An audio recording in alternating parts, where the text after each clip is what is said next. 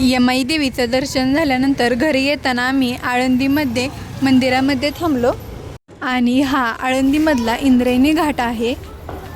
समाधीकडे जाताना दोन्ही बाजूनी गजबजलेली फुलांची दुकाने आहेत. मग आम्ही पण फुलांचा हार आणि प्रसाद घेतला. आणि हे आहे संत ज्ञानेश्वर माऊलींचे संजीवनी समाधीचे मुख्य प्रवेशद्वार. त्याच्यानंतर आतमध्ये जाऊन दर्शन घेतलं. आतमध्ये व्हिडिओ काढण्यासाठी परवानगी नव्हती, त्याच्यामुळे आतमधला व्हिडिओ घेतला नाही मी.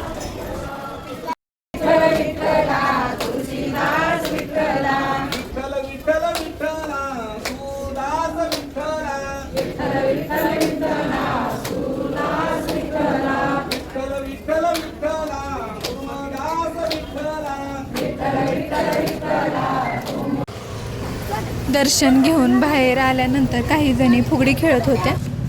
त्याच्यानंतर आम्ही सर्वांनी उसाचा रस पिला आणि घरी आलो. रात्री पप्पांचा वाढदिवस होता म्हणून मग केक कापला.